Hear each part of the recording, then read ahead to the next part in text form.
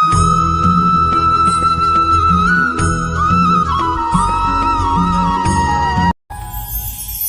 এক সময়ের কথা, একজন জেলের একটা ছোট্ট পুত্র ছিল। সে ভাবলো যে আমি আমার বাবার মতোই মাছ ধরব। তখন সে একটা লাঠি নিল, তাতে দড়ি বাঁধল, আর সেই দড়ির মুখে যে কাঁটা বিঁধে থাকে তাতে চারা ঝুলিয়ে জলে ফেললো আর বসে থাকলো। কিছু সময় পরে জলে একটি তরঙ্গ দেখা গেল। ও বুঝতে পারলো খুব বড় একটা মাছ ফাঁদে পড়েছে। ও বল প্রয়োগ করলো, সেটা টানার চেষ্টা করলো। মাছও বল প্রয়োগ করলো, আর শেষে যেটা হলো সেই দড়ি ছিঁড়ে গেল আর মাছ বেঁচে পালিয়ে গেল। দেখুন, ও অনেক চেষ্টা করলো কিন্তু অসফল হলো। কখনো অধিক বল প্রয়োগ করলো, আবার কখনো কম বল, কিন্তু কিছুতেই সফল হলো না। ও পঞ্চমবার প্রচেষ্টা করলো, না বেশি বল প্রয়োগ করলো না কম, ততটাই বল প্রয়োগ করলো যতটা পর্যাপ্ত, ঠিক ততটাই বল, যতটা বল সেই মাছ প্রয়োগ করলো। আর শেষ পর্যন্ত জীবনে প্রথমবার ও মাছ ধরতে সফল হলো। এবার এই কথার সারমর্ম কি? ভারসাম্য। এটাই হলো জীবনের সবথেকে বড় নিয়ম। আমাদের সবার জীবনে সমস্যা রয়েছে, কখনো মন দিয়ে ভেবে দেখবেন। জীবনে যদি কোনো ক্ষুদ্র সমস্যা বা ছোট সমস্যা থাকে আর সেটা সমাধান করার জন্য আপনি বেশি চেষ্টা করছেন, তাহলে তার দ্বারা সমাধান হয় না, বরং আরো বিপদ বেড়ে যায়। যখন কোনো বড় সমস্যা থাকে আর আপনি কম চেষ্টা করতে থাকেন, তখন সমাধান হয় না, তা চলতেই থাকে। শুধু এটাই হলো ব্যাপার। জীবনের সমস্ত সমস্যার একটা ভারসাম্য বজায় রাখা, যদি এটা আপনি শিখে ফেলতে পারেন, জীবনটা আপনার হাতের মুঠোয় থাকবে। আসুন আমার সাথে ভালোবেসে বলুন, রাধা রাধা। আপনি কখনো কোনো বাজকে নিজের বাসা বানাতে দেখেছেন? এই বাজ যখনই কোনো বাসা বানায় তখন উঁচু গাছের ডালে বা কোনো পর্বতের শিখরে বাসা বানায়, অনেক উচ্চতায়, আর সেখানে তার সন্তানও জন্মগ্রহণ করে। যখন এই সন্তানেরা জন্মায় তখন এই বাজ খুবই ভালোবেসে এবং খুব সাবধানে এদের পালন পোষণ করে। নিজের ঠোঁট দিয়ে তাদের ঠোঁটে খাবার পরিবেশন করে। কিন্তু যেই সেই সন্তানেরা হৃষ্টপুষ্ট হয়ে যায় এবং সেই কথা বাজ নিজে বুঝতে পেরে যায়, সেই বাজ নিজেই সেই বাসা ছিন্ন ভিন্ন করে দেয়। সেই সন্তান যাদের সবেমাত্র ডানা গজিয়েছে, কিভাবে উড়তে হয় তারা জানে না, সেই সন্তানগুলিকে উচ্চতা থেকে ঠেলে দেয়। সেই সন্তান প্রথমে ভয়ভীত হয়ে যায়। তারা সামনে মৃত্যুকে দেখতে পেয়ে ভয়ের কারণে তাদের ডানা ঝাপটাতে থাকে, আর সেই প্রক্রিয়াতেই সেই সন্তানগুলি উড়তে শুরু করে দেয়। এবার এই ঘটনায় আমরা কি শিক্ষা পেতে পারি? এটাই, যদি আপনি মাতা পিতা হন তাহলে নিজের সন্তানকে অবশ্যই স্নেহ করুন, কিন্তু তাদেরকে নিজের আঁচলের তলায় বেঁধে রাখবেন না। যদি আপনি চান আপনার সন্তান জীবনে উন্নতি করুক, তাহলে নিজের মুঠো থেকে তাদের স্বতন্ত্র করে দিন। এই সংসারে সংঘর্ষ করতে দিন। সেই সন্তান নিজেই বুঝতে পারবে যে জন্মের সময় পাওয়া ডানা কি করে ব্যবহার করতে হয়। আর আপনার চোখের সামনে আপনার সন্তান এই আকাশে উড়তে থাকবে। তাহলে আসুন আমার সাথে ভালোবেসে বলুন, রাধা রাধা। কখনো কোনো চাতককে দেখেছেন? একটা চাতক বর্ষার জন্য অপেক্ষা করে। সেই বর্ষার জলে নিজের তৃষ্ণা নিবারণ করে, নয়তো সারা বছর তৃষ্ণার্ত থেকে যায়।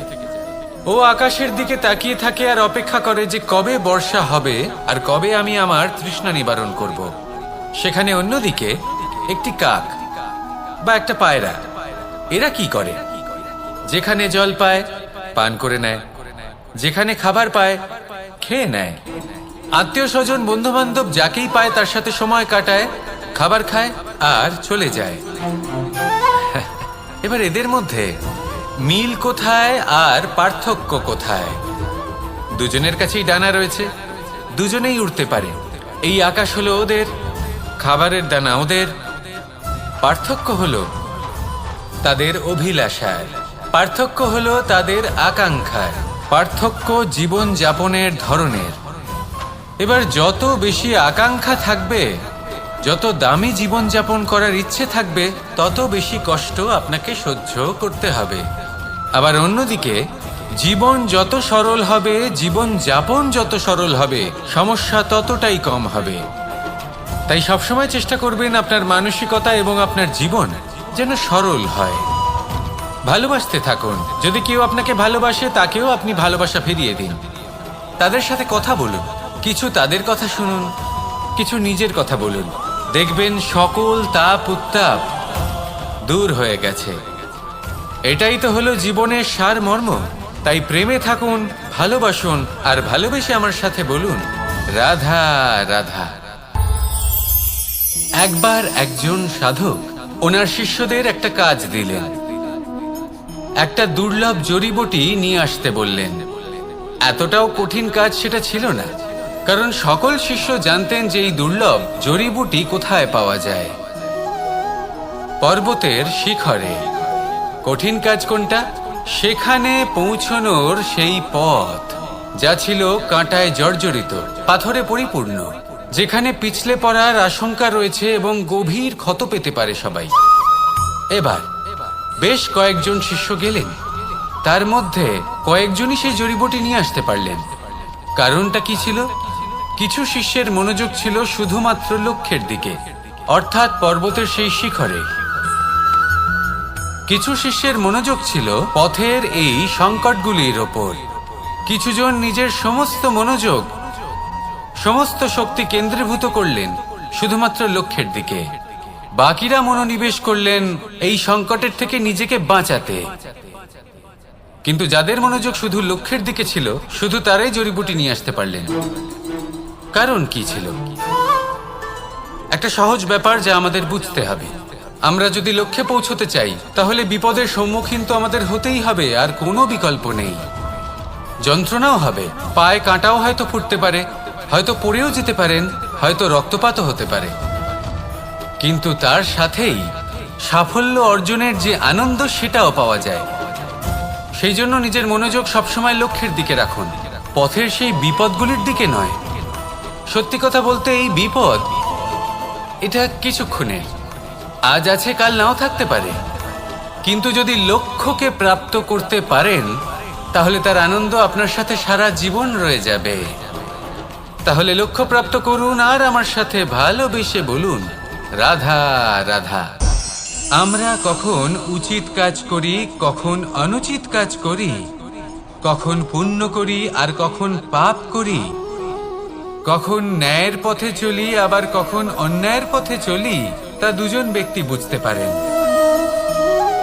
পরমাত্মা আর অন্তরাত্মা। এবার প্রত্যেক মুহূর্তে কি হয় পরমাত্মা সবই জানেন, তার কাছে কিছুই গোপন নয়। কিন্তু প্রত্যেক মুহূর্তে আপনার কি করা উচিত, সেটা উনি এসে আপনাকে বলতে পারবেন না। সেই জন্য আমাদের ভেতরে অন্তরাত্মা আছে, আমাদেরই চেতনার একটি অংশ। একবার চোখ বুঝে দেখুন, অন্তরাত্মার মধ্যে নিমজ্জিত হয়ে ভাবুন আর বোঝার চেষ্টা করুন। এই অন্তরাত্মা সবসময় আপনাকে শুভ কাজ করার জন্য প্রেরিত করেন আর অশুভ কাজ করা থেকে বিরত করেন। এই অন্তরাত্মার কথা মানতে থাকুন, পরমাত্মা সবসময় আপনার কাছেই পাবেন। আসুন আর আমার সাথে ভালোবেসে বলুন, রাধা রাধা। মানুষের জীবনে দুই ধরনের আবেগ থাকে যা চিরকাল তার সাথে বসবাস করে। প্রথম, স্বপ্ন। দ্বিতীয়, অজুহাত। মানুষ হাজার হাজার স্বপ্ন দেখতে পারে। আমাকে এই কাজ করতে হবে, আমাকে ওখানে ঘুরতে যেতে হবে, আমার জীবনে এই অসম্ভব কাজ বাস্তবায়িত করে দেখাতে হবে, আদি ইত্যাদি। এবার ঠিক যেমন স্বপ্ন দেখেন, সেইভাবে অজুহাতও খুঁজে নিয়ে আসেন। আমি এই স্বপ্ন পূরণ করতে পারলাম না, কারণ আমাকে কেউ সাহায্যই করলো না, কারণ আমি দুর্বল হয়ে পড়েছিলাম, কারণ আমার কাছে সময়ই ছিল না, আদি ইত্যাদি। এবার সাফল্য এবং অসফলতার মাঝখানে এই ধরনের সংঘর্ষ হতে থাকে। সাফল্য তখন লাভ করা সম্ভব যখন আপনার স্বপ্ন আপনার অজুহাতের থেকে অনেক বড় হয়, আর অসফলতা তখন পাবেন যখন আপনার অজুহাত আপনার স্বপ্নের থেকে অনেক বড় হয়। আপনি যদি সাফল্য লাভ করতে চান তাহলে চেষ্টা করতে থাকুন, পরিশ্রম করুন। যদি অসফল হন তাহলে ভয়ভীত হওয়ার কোনো প্রয়োজন নেই। নিজের ভুল বুঝুন, তাকে শুধরে নিন, আবার চেষ্টা করুন। কিন্তু যদি নিজের জীবনে অজুহাত নিয়ে আসেন তখন স্বপ্ন কখনো পূরণ হবে না। আসুন আমার সাথে ভালোবেসে বলুন, রাধা রাধা। এমন কিছু রয়েছে মানুষের মনে, তাদের জীবনে এমন এক আবেগ যা সর্বজন বিদিত, যা সবাই জানেন যে উপস্থিত আছে। সেটাকে আমরা সমস্যা বলে থাকি। এমনিতে আমরা সকলেই জানি যে এমন কোনো গৃহ নেই যেখানে মৃত্যুর ছায়া পড়েনি, এমন কোনো বৃক্ষ নেই যার দ্বারা ওষুধ তৈরি সম্ভব নয়, এমন কোনো অন্ন নেই যা সময়ের সাথে বিষ বা অমৃতে পরিণত হতে পারে। এবার এই সমস্যাগুলি কোনো ব্যক্তির জন্য সমস্যা হতে পারে, কিন্তু নিজে থেকে এরা কোনো সমস্যাই নয়। এরা আসে আমাদের সাহায্য করতে, আমাদের কিছু শেখাতে। আপনি নিজেই দেখুন, পর্বতের শিখর থেকে কোনো এক পাখি পড়ে গিয়ে নিজের প্রাণ ত্যাগ করলো। সেটা কখন সম্ভব? যখন সেই পাখি ওড়ার চেষ্টাই করে না। তখন যখন কোনো ব্যক্তি জলে পড়ে যান এবং ডুবে গিয়ে নিজের প্রাণ হারান, এর সম্ভাবনা কখন বেশি থাকে?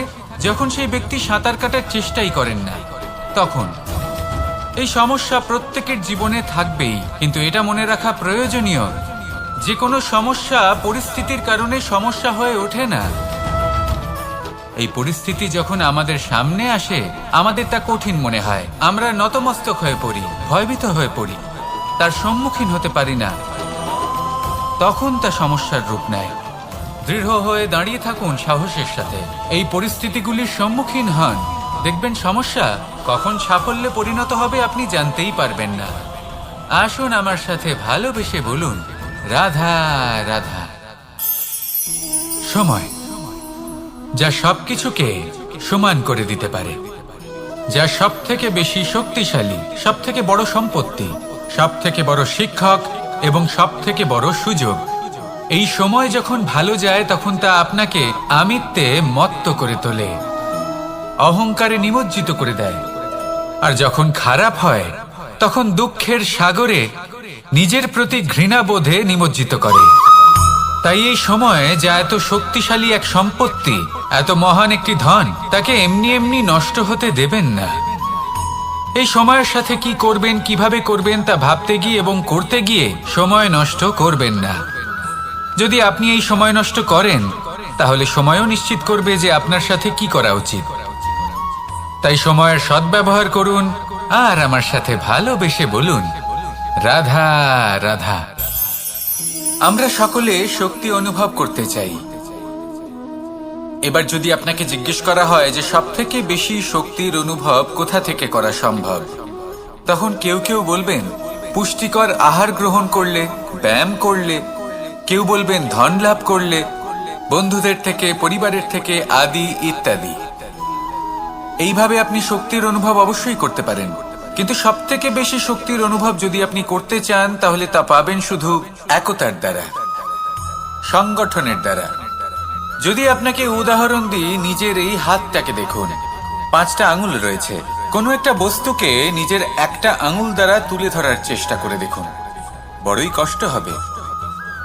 তখন আপনি বুঝতে পারবেন যখন এই 5টি আঙুল একত্রিত হয় তখন কোনো কাজ কতটা সহজ হতে পারে। এটাই হলো শক্তি, একতার। সব থেকে ভালো উদাহরণ যদি আপনাকে দিই তাহলে বাঁশি। এই বাঁশি থেকে অত্যন্ত মধুর সুর নির্গত হয় যা সবার মন প্রসন্ন করে দেয়। এই কথা সত্যি, কিন্তু এই বাঁশি আমি একটা বা দুটো আঙুল দিয়ে বাজাতে পারবো না। আমাকে প্রত্যেকটা আঙুল ব্যবহার করতেই হবে, তবেই এর থেকে মধুর সুর নির্গত হবে যা সকলকে প্রসন্ন করবে, ঠিক কিনা?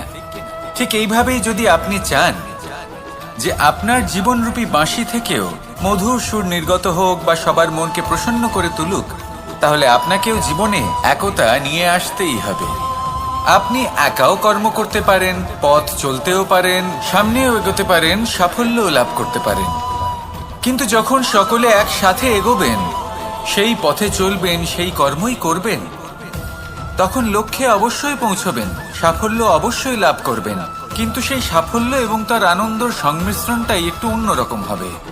তাই জীবনে ঐক্যবদ্ধ হন, একসাথে মিলে এগোতে থাকুন, আর আমার সাথে ভালোবেসে বলুন, রাধা রাধা।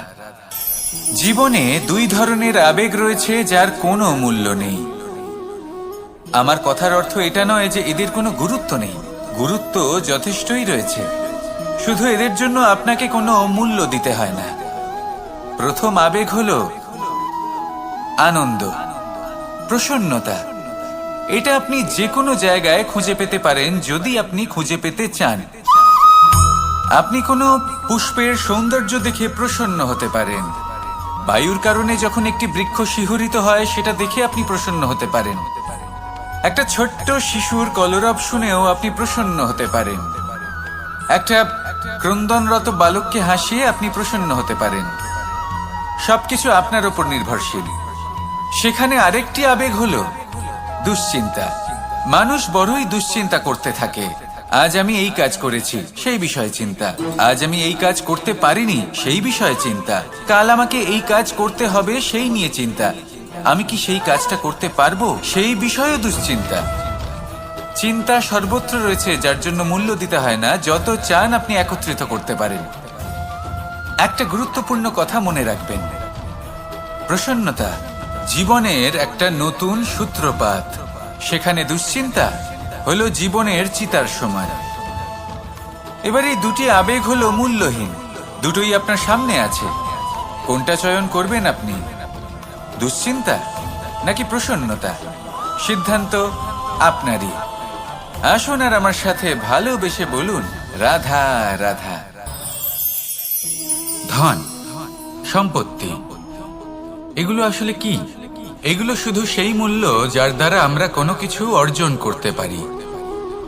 এবার এই ধনের দ্বারা এই সংসারে অনেক কিছু লাভ করা সম্ভব, কিন্তু সেই সব কিছুই শুধুমাত্র ভৌতিক বস্তুই হবে, ভৌতিক সামগ্রী, ভৌতিক সুবিধা। অর্থাৎ আপনার কাছে যতই ধন থাকুক, তা আপনাকে শান্তির ঘুম এনে দিতে পারবে না, আপনাকে জীবনের বাস্তব সুখের অনুভূতি লাভ করাতে পারবে না, কারণ এগুলো ভৌতিক ধন। এ ভৌতিক বস্তুই অর্জন করাতে সক্ষম। বাস্তবিক ধন কি? যদি এই প্রশ্ন আপনার মনে আসে, তাহলে তার উত্তর আমি আপনাকে দেব একটা উদাহরণের মাধ্যমে।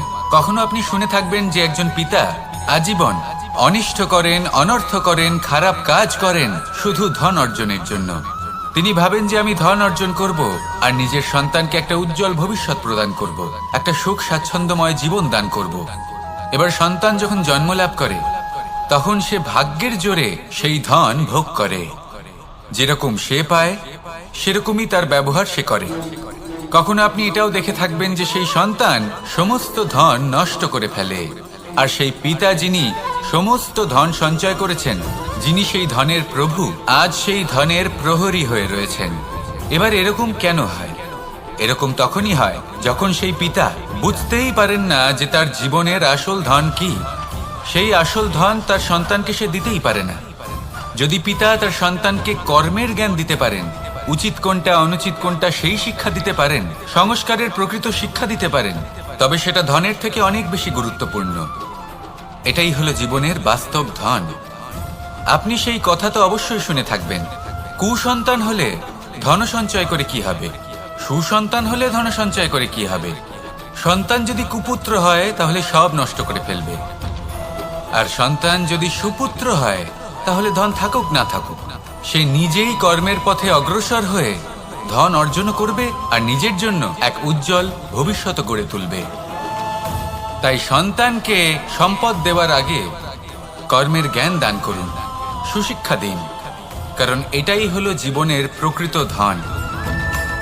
আসুন আর আমার সাথে ভালোবেসে বলুন, রাধা রাধা। বিগত দিনের কিছু কথা মনে পড়ে গেল, এক অদ্ভুত ঘটনা যা অমূল্য শিক্ষা দিয়ে যেতে পারে। বিষয় হলো যক্ষের সাথে যুধিষ্ঠিরের কথোপকথন। একবার যক্ষ যুধিষ্ঠিরকে জিজ্ঞেস করলেন, ওনাকে বললেন যে আমার কিছু প্রশ্নের উত্তর যদি আপনি দিতে পারেন, তাহলে আমি আপনার বাকি ভ্রাতাগণকে আবার জীবিত করে তুলব। সেগুলোর মধ্যে খুব গুরুত্বপূর্ণ আর কঠিন একটা প্রশ্ন ছিল, এই সংসারের সব থেকে শ্রেষ্ঠ আশ্চর্য কোনটি? এই প্রশ্ন আমি আপনাকে জিজ্ঞেস করছি। এবার কেউ বলবেন স্বর্ণ দ্বারা নির্মিত লঙ্কা, এটি হলো সংসারের সব থেকে বড় আশ্চর্য। কেউ বলবেন বরফে ঢাকা সেই পর্বত যা আকাশ স্পর্শ করে। কেউ বলবেন সেই সমুদ্র যার গভীরতা মাপা অসম্ভব ব্যাপার। কেউ বলবেন সেই বায়ু যা আমরা দেখতে পাই না, কিন্তু তা আমাদের জীবন দান করে। সংসারের সব থেকে বড় আশ্চর্য কি, সেই প্রশ্নের উত্তর যুধিষ্ঠির দিয়েছিলেন, আর তা ছিল শ্রেষ্ঠ উত্তর এবং উচিত। উনি বলেছিলেন যে সংসারে প্রতিদিন কোনো ব্যক্তি জন্ম লাভ করেন আর কোনো ব্যক্তি মৃত্যুও লাভ করেন। এবার এই কথাটা সবাই জানেন, সবাই বোঝেন যে যখন জন্মেছি তখন কোনো একদিন আমিও অবশ্যই মৃত্যু লাভ করব। এবার যখন এই কথা প্রত্যেকটা মানুষ জানেন, তখন কেন প্রত্যেক মানুষ এই চিন্তায় থাকেন, এই নিয়ে কষ্ট পান, এই নিয়ে ব্যাকুল হয়ে থাকেন যে উনি একদিন মৃত্যু লাভ করবেন, তার থেকে দূরে পালাতে চেষ্টা করেন। বলেন যে আমি মৃত্যু লাভ করতে চাই না। কেন? যেখানে কোনো না কোনো দিন এটা অবশ্যই হবে। এ হলো ব্রহ্ম সত্য। এই যে ব্যাকুলতা, এই ভয়, এই যন্ত্রণা, এই চিন্তা তার মনকে বাঁচতেই দেয় না, এই জীবন অনুভবই করতে দেয় না। সেই জন্য এই চিন্তা, ব্যাকুলতা, ভয় এসবের কি লাভ? কোনো লাভ নেই। সেই জন্য যতক্ষণ জীবনযাপন করছেন প্রত্যেক মুহূর্ত যেন শ্রেষ্ঠ হয়, আনন্দময় হয়, প্রেমের দ্বারা পরিপূর্ণ হয়, সেই চেষ্টা করুন। চেষ্টা করুন যাতে আপনি যে কাজ করছেন তার দ্বারা যেন অন্যের মঙ্গল হয়। এই প্রচেষ্টাই আপনার জীবনকে প্রসন্নতা আর প্রেম দ্বারা ভরিয়ে তুলবে। এই মন সুপ্রসন্ন হয়ে বলবে রাধা রাধা রাধা রাধা। আপনারা হয়তো ভাবছেন কি আশ্চর্য ব্যাপার, প্রত্যেকবার আমি কথা শেষ হওয়ার পরে রাধা রাধা বলি। এইবার আমি আগেই বলে দিলাম। কারণটা কি? কারণ হলো অত্যন্ত বিশেষ। প্রত্যেকবার কথা সমাপ্ত হবার পরে আপনাদের সবার মধ্যে ভালোবাসা বিতরণ করতে চাই, তাই রাধা রাধা বলি। কিন্তু এইবার এই নতুন এবং বিশেষ সূত্রপাতে প্রথমে প্রেম বিতরণ করা অত্যন্ত আবশ্যক। এবার একটা বিষয় আছে যা জানেন হয়তো সকলেই, কিন্তু বুঝতে খুব কম জন পারেন।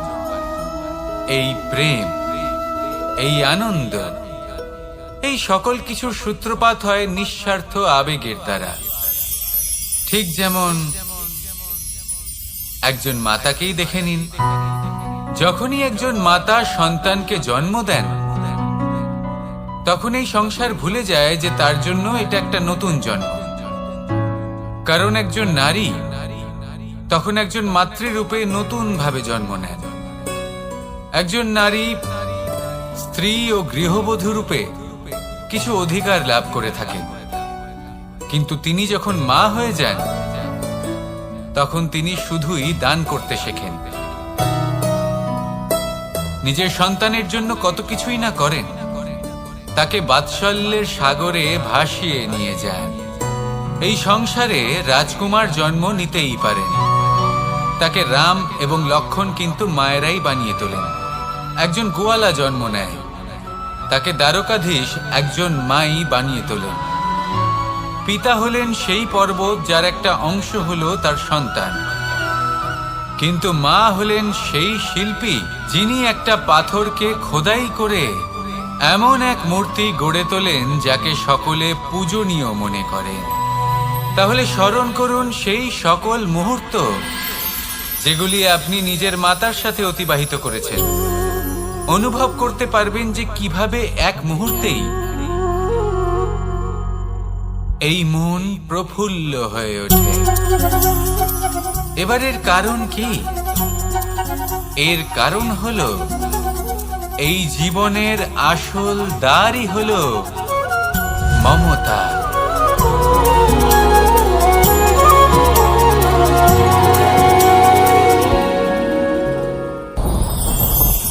আমার জীবনে পরিচয় হয়েছে অনেক ব্যক্তির সাথে ভিন্ন ভিন্ন ধরনের মানুষ।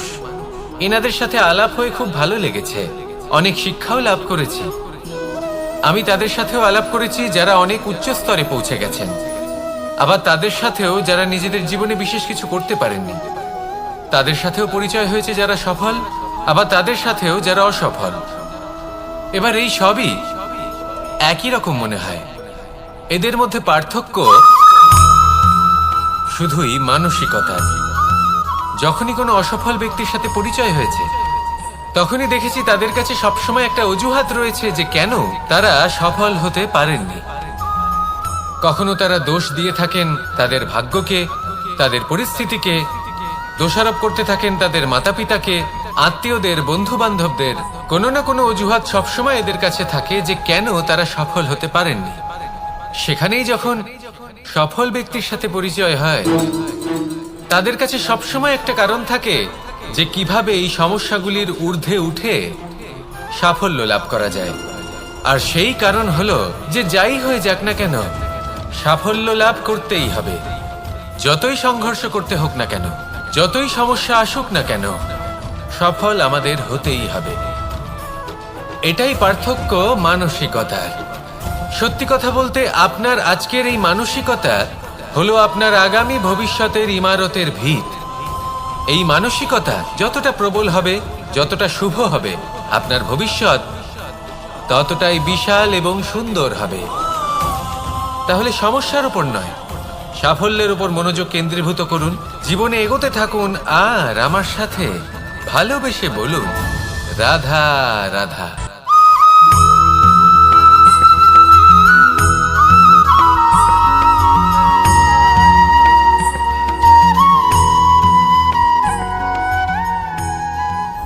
একজন রচনাকার নিজেই নিজের প্রতিভা একদম শেষ করে দিতে পারে যখন সে অনেকগুলো কাজ নিজের কাঁধে নিয়ে নেয়।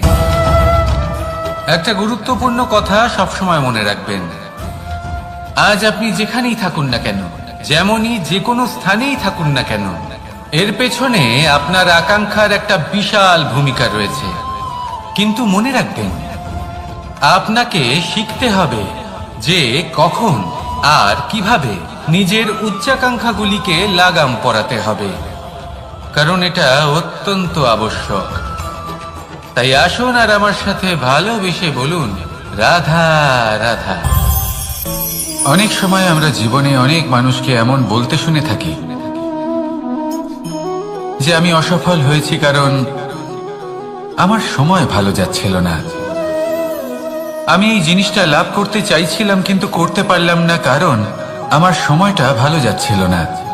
আমি আমার জীবনে ওই মহান কাজটা করতে চাইছিলাম কিন্তু করতে পারলাম না। কেন? কারণ আমার সময়টা ভালো যাচ্ছিল না।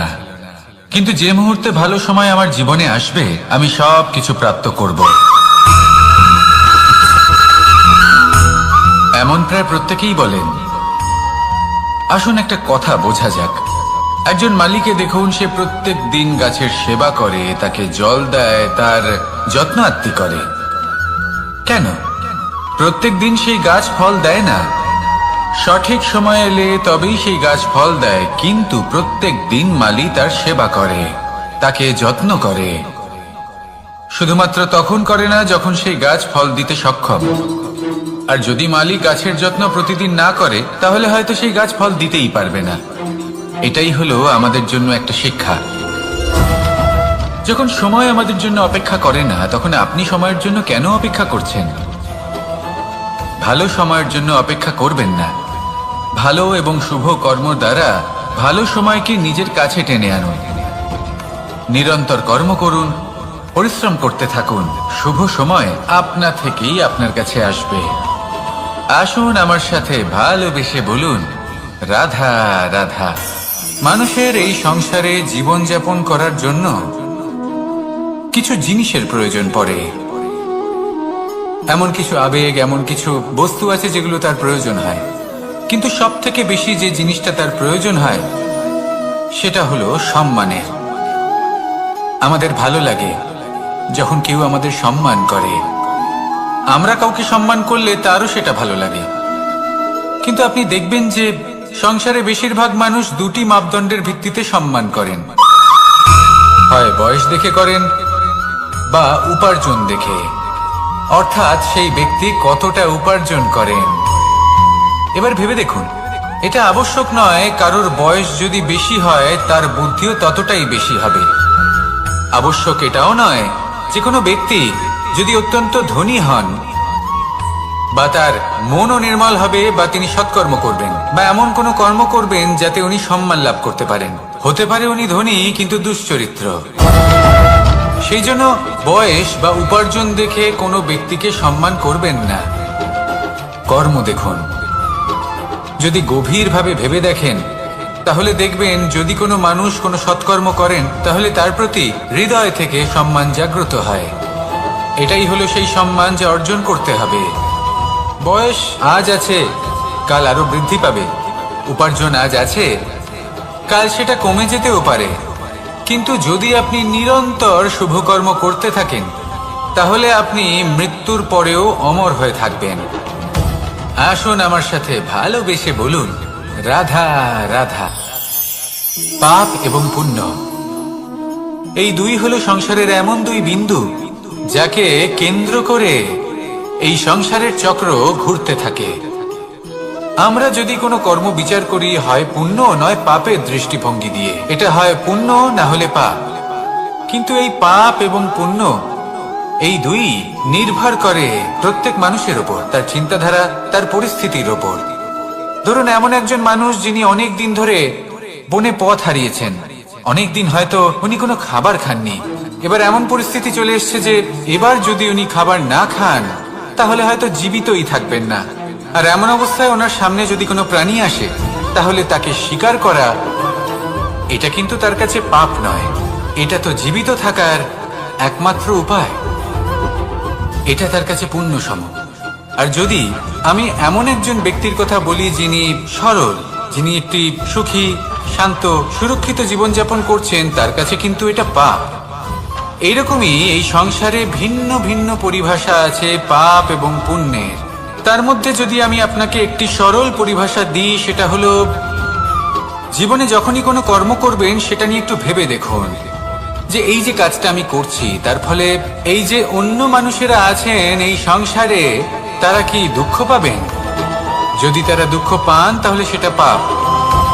যদি আপনি এমন কোনো কর্ম করেন যার ফলে অন্যরা প্রসন্নতা লাভ করেন, তাদের মুখে হাসি ফুটে ওঠে, যদি তারা প্রেরিত হন, জীবনে সামনে এগোতে পারেন, তাদের বিকাশ হয়, তাহলে এটা হলো পুণ্য। তাই জীবনে সবসময় পুণ্য করতে থাকুন আর আমার সাথে ভালোবেসে বলুন, রাধা রাধা। বনস্পতি ফলনের জন্য আমাদের কিসের প্রয়োজন পড়ে? একটু ধরিত্রীর, একটু পরিশ্রমের আর একটা বীজের। এবার যদি মানুষের কথা বলি তাহলে এখানে ধরিত্রী হলো মানুষের এই জীবন, যেখানে মানুষ নিজের ইচ্ছের ফল ফুল ফলন করতে চায়। পরিশ্রম হলো আমাদের কর্ম, আর বীজ হলো আমাদের নির্বাচন। আমাদের বেছে নিতে হবে যে আমরা কি বপন করব, আম নাকি ফণি মনসা। এর মধ্যে আমরা কি পেতে চাই?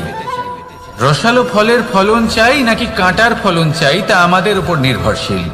কিন্তু একটা কথা ঠিক, লক্ষ্য যেমনই হোক না কেন, জীবন যেমনই হোক না কেন, যদি আপনি লক্ষ্যের দিকে এগোতে থাকেন তাহলে কর্মের সাথে খামখেয়ালি আচরণ করতে পারবেন না। যদি আপনি এমন করেন তাহলে এটা আপনাকে একটা অনুচিত লক্ষ্যে পৌঁছে দেবে, সেটা কিন্তু নিশ্চিত। সবসময় এটা মনে রাখবেন, কর্মের সাথে খামখেয়ালি হবেন অর্থাৎ কর্মফলও আপনার সাথে খামখেয়ালি হবে। তাহলে নিষ্ঠার সাথে কর্ম করতে থাকুন আর নিজের লক্ষ্যকে প্রাপ্ত করুন। আর আমার সাথে ভালোবেসে বলুন, রাধা রাধা। অগ্নি, চতুর্থ তত্ত্ব, সব থেকে বেশি গুরুত্বপূর্ণ কিন্তু তার থেকেও বেশি ভয়াবহ। কখনো অগ্নিকে নিয়ন্ত্রিত রূপে উনুনে জ্বলতে দেখেছেন? এই অগ্নি আমাদের খাবার বানাতে সাহায্য করে, যা আমাদের শক্তি প্রদান করে। কিন্তু এই অগ্নি যখন বিচলিত হয়ে, অনিয়ন্ত্রিত হয়ে কোনো বনের আগুন হয়ে ওঠে তখন মহা বিনাশ ঘটে যায়। আপনারই অন্তরের ঊর্জা হলো এই অগ্নি। এটা আপনার শক্তিও, আপনার ক্রোধ। একে ব্যবহার কিভাবে করবেন তা আপনারই হাতে। যদি কোনো ব্যক্তি নিজের অন্তরের এই ঊর্জাকে ব্যবহার করেন শক্তির রূপে, তাহলে সে বিকাশ ঘটাতে পারে, নির্মাণ ঘটাতে পারে। কিন্তু যদি কোনো ব্যক্তি তার অন্তরের ঊর্জাকে বিধ্বংসী অস্ত্র বানিয়ে ফেলেন, তাহলে নিশ্চিত রূপে মহা বিনাশ ঘটতে পারে, যাতে বিনাশ তারও অবশ্যই হবে। অনেক বছর পূর্বে এমনই এক আগুনের দ্বারা এই সুন্দর পৃথিবীর নির্মাণ হয়েছিল। আর অনেক বছর পূর্বে এমন এক আগুনেই সমস্ত জীব এবং সংসার বিলুপ্ত হয়ে গেছিল। এবার আপনি আপনার অন্তরের ঊর্জা দ্বারা বিনাশ ঘটাতে চান নাকি নির্মাণ ঘটাতে চান, সেই সিদ্ধান্ত আপনারই। আসুন আমার সাথে ভালোবেসে বলুন, রাধা রাধা। কখনো কখনো এমন হয়, আমরা আমাদের বাড়ির উঠোনে বীজ বপন করি, আর তা বিকশিত হয় একটা সুন্দর বৃক্ষে। তার শাখাগুলি প্রতিবেশীর বাড়ি পর্যন্ত পৌঁছয়। ফলের বর্ষণ প্রতিবেশীর বাড়িতেও হয়ে থাকে। আর আমরা ভাবি গাছ আমরা উৎপন্ন করব, আর ফল খাবেন আপনারা। এই কেমন কথা হলো? আপনাকে এই কথা বুঝতে হবে যে এসব হলো ভৌতিক বস্তু, সাংসারিক বস্তু।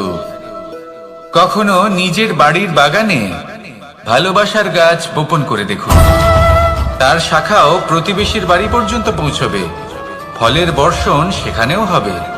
কিন্তু সেই ফল চাইতে আপনাকে যেতে হবে না, সেই ফল দ্বিগুণ মাত্রায় আবার আপনার কাছেই ফিরে আসবে। তাই নিজের বাড়িতে আর নিজের মনে ভালোবাসার গাছ উৎপন্ন করুন। এই জীবন প্রসন্ন হয়ে বলবে, রাধা রাধা। অ দিয়ে অন্ত, আ দিয়ে আরম্ভ, এই দুইয়েরই রাশি সমান। যদি আপনি মন দিয়ে দেখেন তবে দেখবেন এদের সম্পর্ক খুবই নিবিড়। কিভাবে?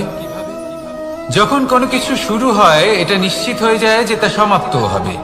আরম্ভই যদি না হয়, তা সমাপ্তও হবে না। যা আরম্ভ হয়েছে তার সমাপ্তি হলো অবশ্যম্ভাবী। এটাই হলো প্রকৃতির নিয়ম, একে এড়ানো যায় না। এবার এই কথা আমরা সকলে জানি। এবার মানুষ কি ভাবে যে সমাপ্তির পরে কি হতে পারে, এর উত্তর তাদের কাছে নেই। তাদের উচিত অন্য কোনো বিষয় ভাবা যা বেশি গুরুত্বপূর্ণ। এবার মানুষ এটা জানে না যে মৃত্যুর পরে কি হতে পারে, কিন্তু এই কথা অবশ্যই জানে যে জন্ম থেকে মৃত্যু পর্যন্ত এই সময়, যাকে আমরা জীবন বলে থাকি, এই সময় আমরা কর্ম করতে পারি। এই কথা তো আমরা জানি। তাহলে এমন কি কর্ম করা যেতে পারে যা আমাদের সমাপ্তির পরও আমাদের প্রাসঙ্গিক করে রাখতে পারে, এই বিষয়ে ভাবা উচিত। যে জন্মগ্রহণ করেছে তার মৃত্যু হবেই, এটা সাধারণ বিষয়। কিন্তু ইতিহাস আজও সেই সকল মানুষজনকে স্মরণ করেন যাদের এই সংসার তাদের মৃত্যু নয়, বরং তাদের জীবনকালে যে কর্ম তারা করেছেন তার দ্বারা মনে রাখেন। সেই কর্মের কারণে এই সংসারে তাদের নাম, তাদের কর্ম, তাদের ব্যক্তিত্ব, তাদের কীর্তি অমর হয়ে থাকে এবং থাকবে। আপনার কাছে এতটা সময় নেই যতটা আপনার মনে হচ্ছে আপনার কাছে আছে। সেই জন্য যত শীঘ্র সম্ভব শ্রেষ্ঠ কর্ম করুন, যতটা পারবেন ততটা অধিক সুকর্ম করুন। এই সংসারে নিজেকে অমর করে তুলুন আপনার মৃত্যুর পরেও। আর আমার সাথে ভালোবেসে বলুন, রাধা রাধা। উমাই কি, আমি কখন থেকে এখানে অপেক্ষা করছি, হাত পেতে দাঁড়িয়ে রয়েছি যাতে একটা ফল আমার হাতে এসে পড়ে এবং সেটা আমি খেতে পারি। কখন থেকে অপেক্ষা করছি, কিন্তু সেটা হচ্ছেই না। এবার আপনি বলবেন যে এসব কি বলছি, এ কি অদ্ভুত কথা বলছি। যদি ফল খেতে হয় তাহলে আমাকে বৃক্ষে চড়তে হবে, ফলের কাছে পৌঁছতে হবে, তবেই তো ফল পাবো। এবারে এটা অত্যন্ত সহজ ব্যাপার, কিন্তু এই বিষয়টা আপনি নিজের জীবনের প্রসঙ্গে ভেবে দেখুন। লক্ষ্য কোথায় আছে আপনি জানেন, সেই লক্ষ্যে পৌঁছানোর পথ কি সেটাও আপনি জানেন, সেই পথে চলার ক্ষমতাও আপনার রয়েছে, কিন্তু তাও আপনি নিজের লক্ষ্য লাভ করতে পারছেন না। কেন? কারণ আপনি অপেক্ষা করছেন যে লক্ষ্য আপনার সামনে চলে আসবে, কিন্তু তা হয় না। লক্ষ্য সে যাই হোক না কেন, ধন হোক, প্রেম হোক, কোনো সম্মান হোক বা মোক্ষ হোক, যদি আপনি তার দিকে অগ্রসর না হন তাহলে ফল প্রাপ্তি অসম্ভব ব্যাপার, তা কোনোদিনই হবে না। সেই জন্য আপনার চোখের সামনে আপনি যদি নিজের লক্ষ্যকে দেখতে পান তাহলে উঠুন এবং সেই দিকে অগ্রসর হতে শুরু করুন। নিজের অন্তরের সকল অশুভ গুণ দূর করুন, অলসতা ত্যাগ করুন, অজ্ঞানতা ত্যাগ করে দিন এবং চলতে থাকুন। অবশ্যই মনোবাঞ্ছিত ফল লাভ করতে পারবেন। মনে রাখবেন, চলতে থাকলে তবেই লক্ষ্য প্রাপ্তি হবে। অপেক্ষার দ্বারা শুধুমাত্র মৃত্যু লাভ হবে। আসুন আমার সাথে ভালোবেসে বলুন, রাধা রাধা। পাখি কখন জন্ম নেয়, কখন উড়তে শেখে, কখন বাসা বানাতে শেখে, কখন নিজের মৃত্যু লাভ করে, এসব আমাদের মধ্যে কেউ জানি না। কিন্তু পাখি একটা কথা খুব ভালো করে জানে, যে এই সংসারেও যা কিছুই করুক না কেন, এই সংসারের ওকে নিয়ে কিচ্ছু যায় আসে না। এবার আমরা কি করি? কোনো কাজ করার আগে আমরা এটা ভাবি যে এই সংসার যদি আমাকে দেখে ফেলে তাহলে কে জানে এই সংসার কি ভাববে, আমার প্রতিচ্ছবি কেমন তৈরি হবে কে জানে, কে জানে কি হবে আদি ইত্যাদি। এই সব ভাবনায় আমরা মগ্ন হয়ে যাই। কিছুটা এমন ভাবে মগ্ন হই যে বর্তমানের কর্মের এই জীবনের যাত্রাপথে সেই সময়ের আনন্দ উপভোগ করতে ভুলে যাই। এবার দেখুন একটা পাখি কি করে, ওর কর্ম হলো গান গেয়ে চলা। ওই পাখি গেয়ে চলে, কেউ ওর গান শুনুক বা না শুনুক, কেউ আদৌ শুনছে কিনা সেই বিষয়টা নিয়ে সেই পাখির কিছুই যায় আসে না। সেই পাখি নিজের কর্ম করতে থাকে। হয়তো সেই জন্যই আপনি কখনো কোনো পাখিকে কাঁদতে দেখবেন না। এরকমই আপনাকে নিজেকে গড়ে তুলতে হবে। প্রথমে নিজেকে জিজ্ঞেস করুন, এই যে কর্ম আমি করতে চলেছি সেটা কি উচিত? যদি আপনার মনে হয় সেটা উচিত তাহলে সেটা প্রমাণ করুন। এটা ভাববেন না যে এই সংসার কি ভাববে। আসুন আর আমার সাথে ভালোবেসে বলুন, রাধা। বনের মধ্যে যদি আপনি কোনো বিষাক্ত সাপ দেখেন তাহলে কি করবেন? আপনি তখনই তার থেকে দূরে পালাতে চেষ্টা করবেন। আর এটা কেন করবেন? নিজের রক্ষার্থে। এই কথা আমি নয় মেনে নিলাম, কিন্তু নিজের জীবনে এটা করেন না কেন? আপনি যেখানেই যান, যে স্থানেই যান না কেন, প্রত্যেক সময় প্রত্যেক মুহূর্তে এমন বিষাক্ত সাপ আপনি অবশ্যই খুঁজে পাবেন। আর সেই সাপ নয় যাদের আপনি বনে খুঁজে পাবেন, এরা হলো সেই সাপ যা আপনাকে পাপ করতে বাধ্য করবে। আপনার অন্তরের বাসনা, ক্রোধ, অহংকার, লোভ, ঈর্ষা এদের বৃদ্ধি ঘটাবে। দেখুন, বনের এই সাপ আপনাকে একবার ছেড়ে দিতেও পারে, ছোবল নাও মারতে পারে, কিন্তু এই যে পাপরূপী সাপ আছে তা অবশ্যই ছোবল মারবে। কর্ম যদি করেন তাহলে অবশ্যই ফল পাবেন। সেই জন্য যখনই কোথাও যাবেন, যদি এমন কাউকে দেখেন, যদি এমন কিছু দেখেন যে আপনাকে পাপ করতে বাধ্য করছে, তাহলে সেই মুহূর্তে সেখান থেকে পালিয়ে যান। যেমন বনের সাপ দেখে আপনি পালাতে থাকেন। সৎকর্মের রক্ষা অত্যন্ত আবশ্যক। আসুন আর আমার সাথে ভালোবেসে বলুন, রাধা রাধা। যদি কোনো সিংহ বানরের মতো গাছে চড়তে চেষ্টা করে তাহলে কি হবে? একটা মাছ যদি মাটিতে হাঁটতে চেষ্টা করে তাহলে কি হবে? তারা বিফলই হবে। কিন্তু এরকম কেন হয়? তার কারণ হলো প্রকৃতির রচনা কিছুটা এরকম।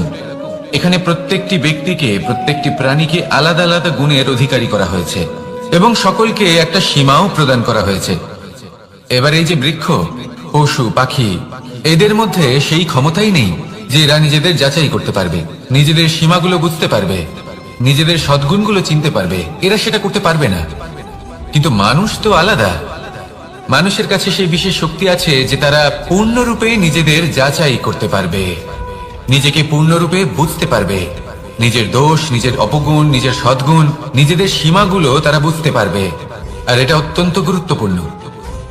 কথায় আছে যে যদি সাফল্য লাভ করতে হয় তাহলে নিজেকে যাচাই করে নিতে হবে। তাই নিজেকে যাচাই করুন, নিজের সাথে পরিচিত হয়ে যান এবং জীবনে কর্ম করতে থাকুন। সাফল্যের শিখরে অবশ্যই পৌঁছে যাবেন। আর ওখানে যদি যান তাহলে এই মন প্রসন্ন হয়ে অবশ্যই বলবে, রাধা রাধা। অন্ধকারাচ্ছন্ন রাত্রি যদি এসে থাকে তাহলে আলোকিত প্রকাশ নিয়ে সূর্যও অবশ্যই আসে। রোগ যদি এসে থাকে তাহলে তার ওষুধও অবশ্যই আসে। সমস্যা যদি আসে তাহলে সেই সমস্যার সমাধানও নিজে থেকেই আমাদের কাছে চলেই আসে। এই সংসার, এই জীবনের শুধুমাত্র একটাই নিয়ম আছে, আর তা হলো এটাই, এই সংসার হলো একটা চক্রের মতো। এতে শাশ্বত বলে কিছু নেই, নিত্য বলে কিছু নেই, আর যা কিছুই রয়েছে সব বদলাতে চলেছে। যদি আপনার জীবনে দুঃখ থাকে, সমস্যা থাকে, যদি আপনি বিপদ দ্বারা আচ্ছন্ন, তাহলে মনে রাখবেন সবকিছু বদলে যেতে চলেছে। দুঃখের সময় কাঁদবেন না, মনকে আরো দুঃখী করে তুলবেন না, কারণ এখানে যা কিছুই এসেছে তা যাওয়ার জন্যই এসেছে। তাহলে এত চিন্তা কিসের? আনন্দ সহকারে জীবন যাপন করুন, আর আমার সাথে ভালোবেসে বলুন রাধা রাধা। রাত্রিবেলায় যখন আলোকিত জোনাকিদের দেখেন তখন মন প্রসন্ন হয়ে ওঠে। এদের দেখতে খুবই সুন্দর লাগে। আর এমন ঠিক কেন হয়? প্রথম হলো এটাই যে রাতের বেলায় চতুর্দিক অন্ধকারাচ্ছন্ন থাকে। এমত অবস্থায় যদি আমরা কোথাও একটু প্রকাশ দেখি তাহলে সেটাই আশার কিরণের ন্যায় মনে হয়। সেই প্রকাশই আমাদের মন প্রসন্ন করে তোলে। আর সেই জন্য যে সকল মানুষ রাতের বেলায় কোনো জোনাকি দেখতে পান তারা প্রসন্ন হয়ে যান। এবার কখনো কখনো জীবনে আমাদের মনে হয় যে চতুর্দিকে শুধুমাত্র অন্ধকারই হয়ে আছে, প্রত্যেকেরই তা কখনো মনে হয়। আর তখনই আমাদের নিরাশ হলে চলবে না, আমাদের দুঃখী হলে চলবে না। সেই সময় আমাদের খুঁজতে হবে নিজেদের আশেপাশে, চতুর্দিকে, আর কোথাও না কোথাও আমরা প্রকাশ অবশ্যই দেখতে পাবো, আশার একটা কিরণ অবশ্যই দেখতে পাবো। কেউ এমন একটা কর্ম করেন যেটা দেখে আমরা প্রেরিত হয়ে যাই, আর এমন কোন কর্ম যদি আপনারা করেন তাহলে সেই কর্ম আপনার মনকে প্রসন্ন ভাব, আনন্দ এবং ভালোবাসা দ্বারা ভরিয়ে তুলবে। আপনার অন্তরে সেই অন্ধকারের অন্ত করবে, দুঃখেরও অন্ত করবে। আর এই মন প্রসন্ন ভাব নিয়ে বলবে রাধা রাধা।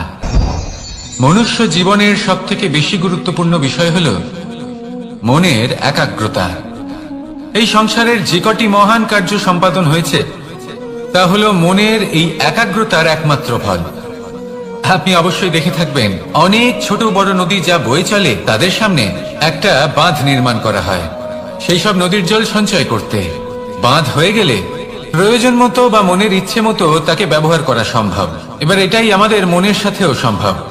আমাদের মনের একাগ্রতা আজকের দিনে দাঁড়িয়ে বিভিন্ন ধরনের বিকার, ক্রীড়া এবং ভোগের মধ্যে ভাগ হয়ে গেছে। একে একত্রিত করতে হবে, একটা বাঁধ নির্মাণ করতে হবে, কর্মের বাঁধ।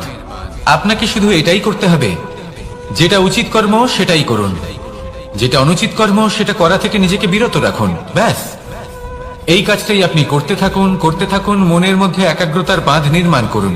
আর একবার যদি তা নির্মাণ হয়ে যায় তাহলে যখন চাইবেন, যেখানে চাইবেন, যতটা চাইবেন একাগ্রতা প্রয়োগ করতে পারবেন।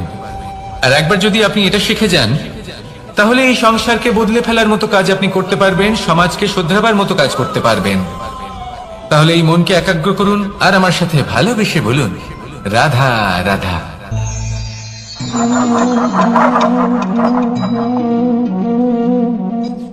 কোন ব্যক্তিকে নিশ্চয়ই দেখেছেন যিনি নিজে কাঠ কাটার এই কাজে নিপুণ এবং অভিজ্ঞ। এবার আপনারা দেখবেন যে তার মনোযোগ সমস্ত কাঠের ওপর থাকে না, তার মনোযোগ থাকে শুধুমাত্র একটা কাঠের ছোট্ট একটি অংশের ওপর, যেখান থেকে তার টুকরো করা হচ্ছে। কিন্তু সেটা উনি কেন করেন? যদি এটা উনি না করেন তাহলে সেই কাঠ সঠিক পদ্ধতি এবং তাড়াতাড়ি কাটা যাবে না। জীবনেও তাই হয়ে থাকে। আপনি হয়তো কোনো লক্ষ্য স্থির করেছেন বা পথ নির্বাচন করেছেন বা কাজ স্থির করেছেন যেটা আপনি করেই ছাড়বেন। তাহলে নিজের সম্পূর্ণ মনোযোগ শুধুমাত্র তার উপর কেন্দ্রীভূত করুন। যদি আপনার মন এদিক ওদিক তাকাতে থাকে, অস্থির হয়ে পড়ে, বিচলিত হয়ে পড়ে, যদি তা হয়ে থাকে তাহলে আপনি অবশ্যই অসফল হবেন। তাই কর্মঠ থাকুন, নিরন্তর কর্ম করতে থাকুন এবং পূর্ণ মনোযোগ দিয়ে নিজের কাজ করুন। নিজের পথে অগ্রসর হন বা নিজের লক্ষ্য প্রাপ্ত করতে চেষ্টা করুন। তারপর দেখুন কি হয়, কিভাবে উচিত পথে এবং তীব্র গতিতে আপনার লক্ষ্য আপনার কাছেই পৌঁছে যায়। আর আপনার এই মন প্রসন্ন হয়ে বলে রাধা রাধা। কখনো কোনো নদীকে দেখেছেন? একই আকার, একই স্থান, শুধু প্রবাহিত হতে থাকে। এর মধ্যে কখনো কোনো অপদ্রব্য ফেলে দেখুন, দেখবেন সেটা বেশিক্ষণ সেখানে থাকে না। সেটা নদীর সাথে বইতে থাকে আর বয়ে যেতে যেতে সাগরে সমাহিত হয়ে যায়, আর শেষ পর্যন্ত সাগর সেটাকে তটে ফেলে দেয়। কিছুটা এমন হওয়া উচিত আমাদের বিচারধারাও।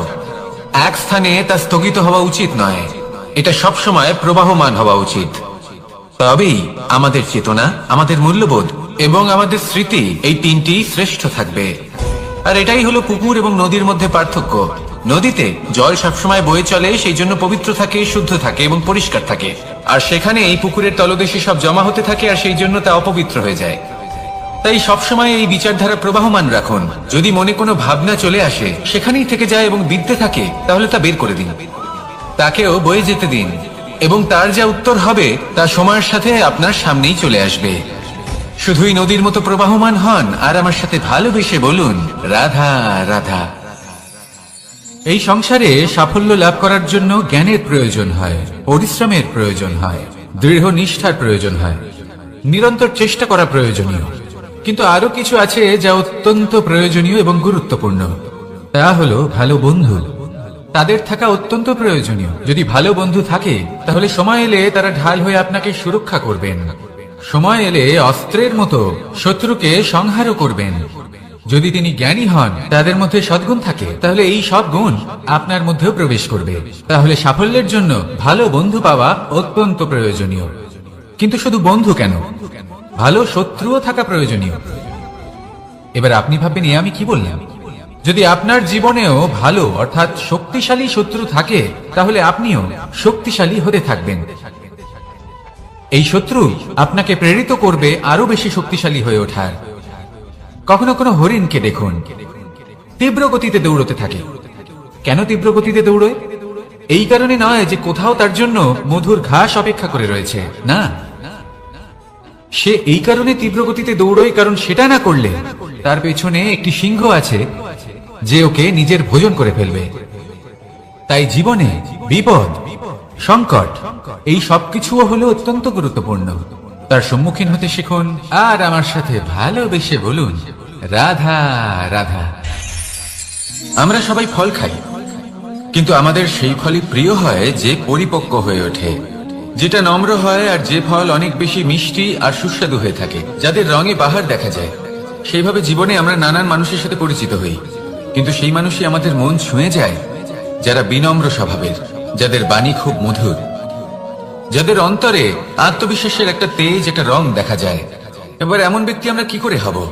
ঠিক সেইভাবেই যেমন একটা ফল রোদ, বর্ষা, শীত, বায়ু, এই সকল সংকটময় পরিস্থিতির সম্মুখীন হয়ে পরিপক্ক হয়ে ওঠে, সেইভাবেই মানুষ সংকটময় পরিস্থিতির সম্মুখীন হয়ে পরিপক্ক হয়ে ওঠেন। যদি এই সংকটের সম্মুখীন হন, তাহলে অভিজ্ঞ হবেন, আর এই অভিজ্ঞতাই শিক্ষা দিয়ে যাবে।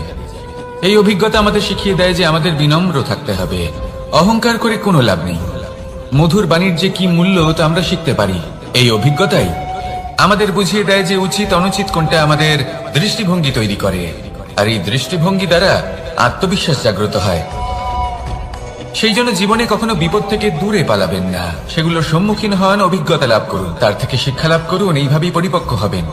আসুন আমার সাথে ভালোবেসে বলুন, রাধা রাধা। ধন সঞ্চয় করা সম্ভব, আর সেই জন্য ধন সব থেকে বেশি মূল্যবান সম্পত্তি নয়। এবার আপনি বলবেন, আমি কি বলছি? এই ধন খুব মূল্যবান, আমরা সকলে অর্জন করতে ব্যস্ত। সেটা এই কারণে, কারণ আপনারা জানেন না এই সংসারের সব থেকে বেশি মূল্যবান সম্পত্তি কি। এ হলো সেই সম্পত্তি যা কখনো সঞ্চয় করা সম্ভব নয়। আপনার কাছে যতই ধন থাকুক, তা দিয়ে আপনি স্বাস্থ্য লাভ করতে পারেন, বাড়ি কিনতে পারেন, আদি ইত্যাদি। কিন্তু আপনি যতই ধনী হন না কেন, ফেলে আসা দিনের একটা মুহূর্ত আপনি লাভ করতে পারবেন না। এই একটা মুহূর্ত, এই সময়, এটাই হলো সংসারের সব থেকে মূল্যবান সম্পত্তি। একবার চলে গেলে তা কখনোই ফিরে আসে না। আর এই মুহূর্ত যতই চলে যাক না কেন, আমরা স্মৃতির মাধ্যমে সেগুলি যাপন করতে পারি, তার আনন্দ উপভোগ করতে পারি। আর যার সাথে আমরা সময় অতিবাহিত করেছি, তার স্মৃতিতে আমরা চিরকাল জীবিত থাকতে পারি। সেই জন্য সময় সব থেকে মূল্যবান সম্পত্তি, তাকে এইভাবে নষ্ট করবেন না। প্রত্যেকটা মুহূর্ত উপভোগ করুন, আনন্দ করুন, আর ভালোবেসে বলুন, রাধা রাধা। কনক, কি সুন্দর একটা শব্দ। এর অনেকগুলো রূপ রয়েছে, অনেকগুলো অর্থ রয়েছে। প্রথম অর্থ হলো স্বর্ণ, অর্থাৎ সম্পত্তি। দ্বিতীয় অর্থ ধুতুরা, অর্থাৎ গাছের ছোট একটা বীজ যা কিনা অত্যন্ত শক্তিশালী হয়। যদি বেশি মাত্রায় এর প্রয়োগ করা হয় তাহলে এটা বিষময় হয়ে উঠতে পারে। এই হলো সেই ধুতুরা যার প্রয়োগ মহাদেবের পুজোতে করা হয়। এবার প্রশ্ন হলো এটাই যে এই স্বর্ণ এবং এই ধুতুরার মধ্যে মিল কি রয়েছে। মিল হলো এটাই যে এই দুটোই মানুষকে মত্ত করে তোলে। ধুতুরা মানুষকে তখন মত্ত করে যখন তাকে সেবন করা হয়, কিন্তু স্বর্ণ, ধন, সম্পত্তি মানুষ সেটা যতটাই অর্জন করে নেয় সেটাই যথেষ্ট। এই স্বর্ণ মানুষের ভাবনা চিন্তা করার ক্ষমতাকে বশ করে ফেলে। মানুষ সম্পত্তির লোভে মত্ত হয়ে ওঠে, কারণ যে যত চমৎকারী, যতটা অমূল্য হয় তাকে সামলানো কিন্তু ততটাই কঠিন, তাই না? তাই মনে রাখবেন, ধন, স্বর্ণ, সম্পত্তি এগুলো ধুতুরার থেকেও অনেক বেশি বিষাক্ত হতে পারে। তাই এর উপর আত্মসংযমের একটা কবচ পরিয়ে রাখবেন এবং বিবেকের শক্তির সাথে এগুলো প্রয়োগ করুন, তবেই কল্যাণ হবে। আসুন আমার সাথে ভালোবেসে বলুন, রাধা রাধা। আমার কাছে যশোদা মা যেমন, আমার কাছে দেবকী মা যেমন, আমার কাছে ঠিক তেমনই হলেন গোমাতা।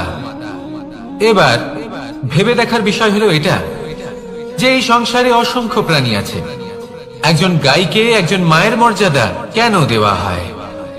তাহলে এর অনেকগুলো কারণ আছে। এই গাই অর্থাৎ গোমাতা, এনারা হলেন অত্যন্ত শান্ত, শান্তিপ্রিয়, কখনো কারোর কোনো ক্ষতি করতেই পারেন না।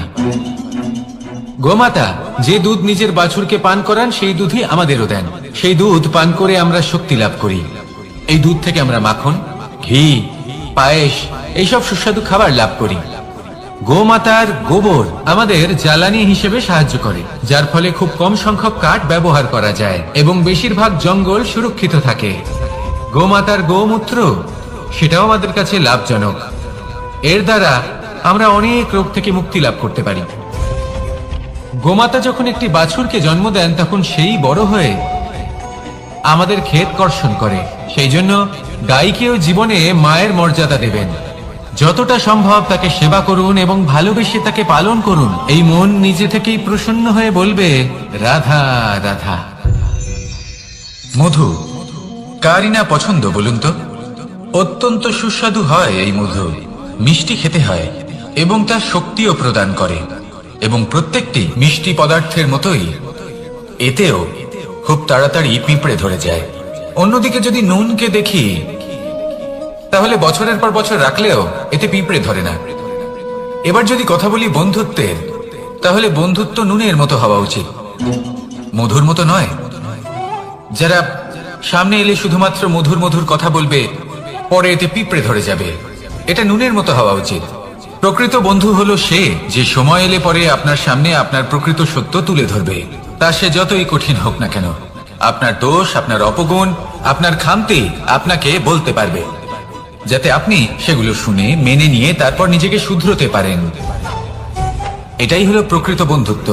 কখনো নিজের জীবনের আশেপাশে মন দিয়ে দেখবেন, অনেক সময় এমন মানুষ থাকেন, অনেক বন্ধু থাকেন যাদের দেখে আমাদের মনে হয় যে এনারা খুব কঠোর, এনাদের কথা খুব কটু। কিন্তু বেশিরভাগ এমন মানুষের মনটা যদি বুঝতে পারেন তাহলে দেখবেন তাতে কোনো মালিন্য নেই, এনাদের মন অত্যন্ত পবিত্র হয়। যদি আপনার জীবনেও এমন কোনো ব্যক্তি থেকে থাকে, এমন বন্ধু থাকে, তাহলে তাদের আগলে রাখুন আর আমার সাথে ভালোবেসে বলুন, রাধা রাধা। যতক্ষণ আমরা এই সংসারে জীবিত ততক্ষণ আমাদের সাথে সবকিছু থাকে, আমাদের ধন, সুখ স্বাচ্ছন্দ্য, আমাদের মিত্রগণ, আমাদের পরিবার, এই সমাজ, এই সবকিছু আমাদের সাথে থাকে। যেদিন আমরা এই সংসারকে ত্যাগ করব, এদের মধ্যে কেউ আমাদের সাথে যাবে না, না ধন, না স্বাচ্ছন্দ্য, না সম্পত্তি। এই সকল মানুষ, এই সমাজ, এরা শুধুমাত্রই শ্মশান পর্যন্ত আমাদের সাথে থাকতে পারবেন।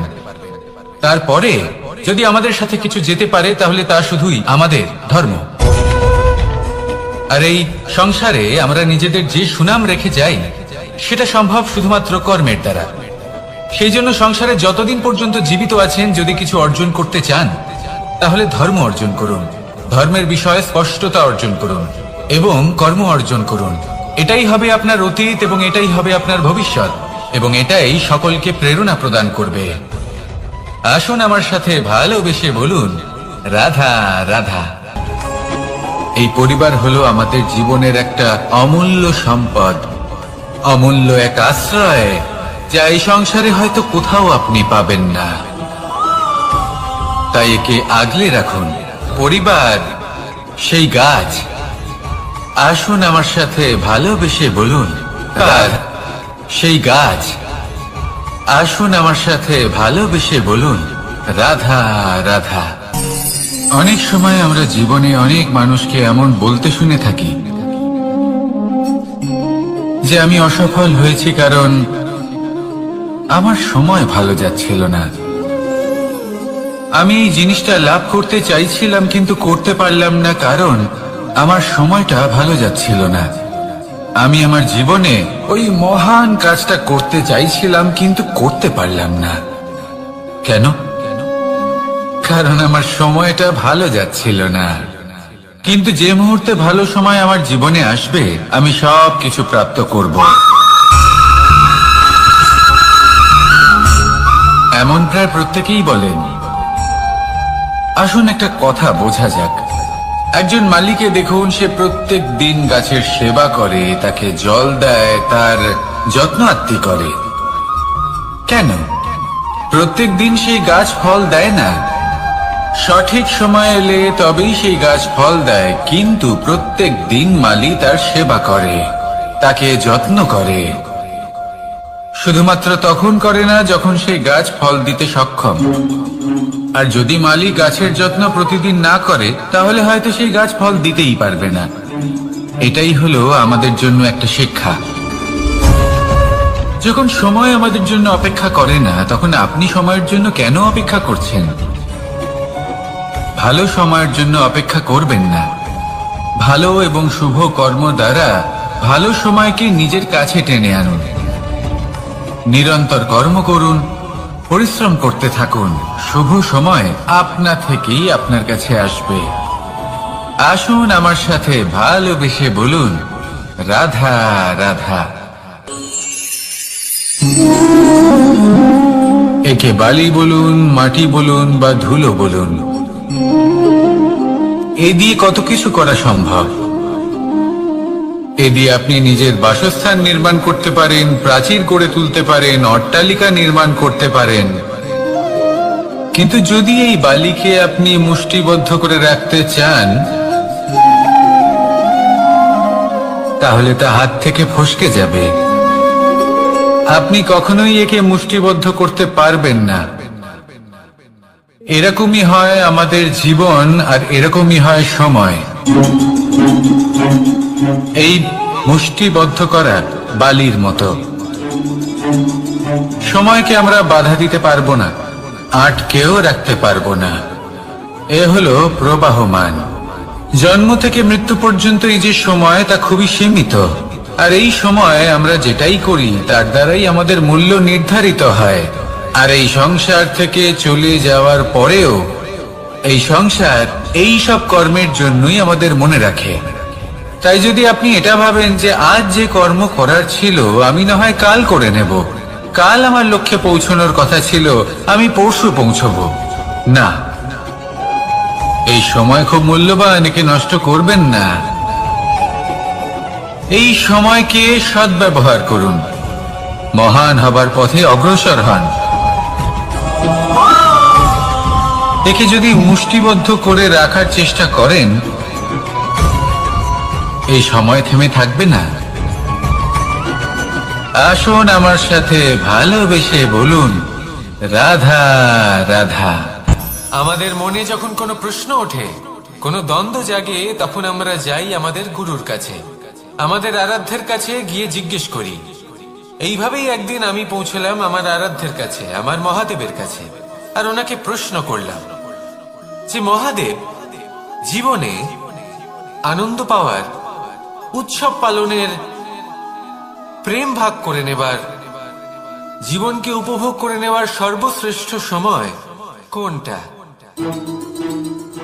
মহাদেব হাসলেন আর উনি বললেন, জীবনে উৎসব পালনের সব থেকে শ্রেষ্ঠ দিন হলো মৃত্যুর ঠিক আগের দিনটা। প্রেম ভাগ করে নেওয়ার সব থেকে শ্রেষ্ঠ মুহূর্ত হলো মৃত্যুর ঠিক আগের মুহূর্ত। জীবনকে উপভোগ করে নেওয়ার সর্বশ্রেষ্ঠ প্রহর হলো মৃত্যুর এক প্রহর পূর্বে। তখন আমি চমকে গেলাম। আমি বললাম, কিন্তু মহাদেব, মৃত্যু তো অনিশ্চিত, আমরা জানিও না কবে আমাদের মৃত্যু হবে। মহাদেব আবার হাসলেন। উনি বললেন যে যদি আমরা এভাবে জীবন কাটাই যে আমরা জীবনের প্রত্যেক দিন, প্রত্যেক মুহূর্ত, প্রত্যেক প্রহর শেষ বলে মনে করি, তাহলে আমাদের সমস্ত জীবন আনন্দের সাথেই অতিবাহিত হবে। কি বলেন?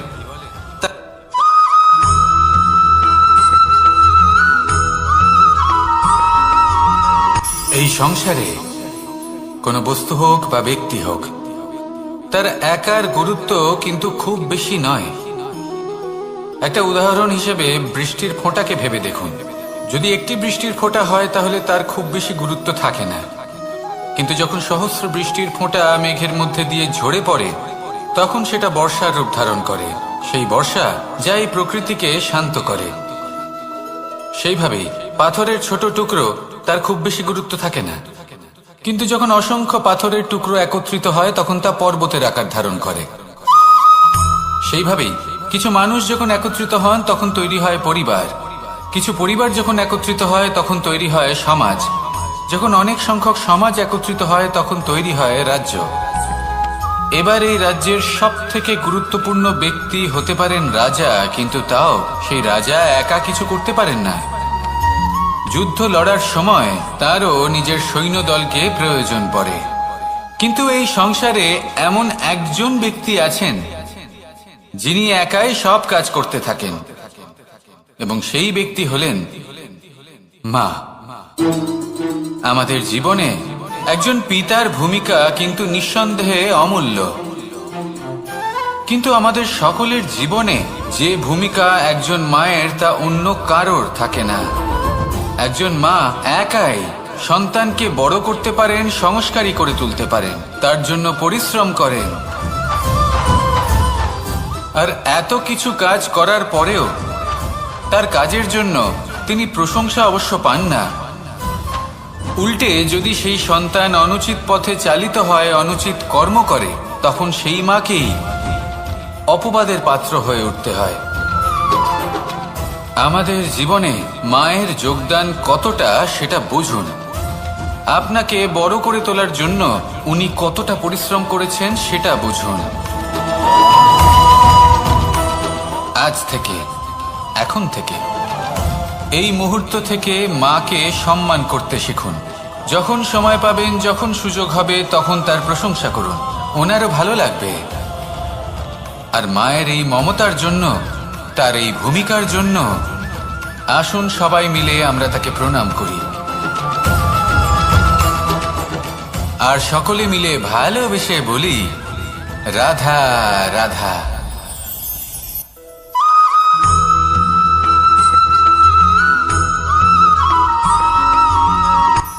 এই সংসারে সাফল্য লাভ করার জন্য জ্ঞানের প্রয়োজন হয়, পরিশ্রমের প্রয়োজন হয়, দৃঢ় নিষ্ঠার প্রয়োজন হয়, নিরন্তর চেষ্টা করা প্রয়োজনীয়। কিন্তু আরো কিছু আছে যা অত্যন্ত প্রয়োজনীয় এবং গুরুত্বপূর্ণ। তা হলো ভালো বন্ধু। তাদের থাকা অত্যন্ত প্রয়োজনীয়। যদি ভালো বন্ধু থাকে তাহলে সময় এলে তারা ঢাল হয়ে আপনাকে সুরক্ষা করবেন। সময় এলে অস্ত্রের মতো শত্রুকে সংহারও করবেন। যদি তিনি জ্ঞানী হন, তাদের মধ্যে সদ্গুণ থাকে, তাহলে এই সব গুণ আপনার মধ্যেও প্রবেশ করবে। তাহলে সাফল্যের জন্য ভালো বন্ধু পাওয়া অত্যন্ত প্রয়োজনীয়। কিন্তু শুধু বন্ধু কেন, ভালো শত্রুও থাকা প্রয়োজনীয়। এবার আপনি ভাববেন, আমি কি বললাম? যদি আপনার জীবনেও ভালো অর্থাৎ শক্তিশালী শত্রু থাকে, তাহলে আপনিও শক্তিশালী হতে থাকবেন। এই শত্রু আপনাকে প্রেরিত করবে আরো বেশি শক্তিশালী হয়ে ওঠার। কখনো কোনো হরিণকে দেখুন, তীব্র গতিতে দৌড়তে থাকে। কেন তীব্র গতিতে দৌড়য়? এই কারণে নয় যে কোথাও তার জন্য মধুর ঘাস অপেক্ষা করে রয়েছে, না। সে এই কারণে তীব্র গতিতে দৌড়য় কারণ সেটা না করলে তার পেছনে একটি সিংহ আছে যে ওকে নিজের ভোজন করে ফেলবে। তাই জীবনে বিপদ, সংকট এই সবকিছুও হলো অত্যন্ত গুরুত্বপূর্ণ। তার সম্মুখীন হতে শিখুন আর আমার সাথে ভালোবেসে বলুন রাধা রাধা।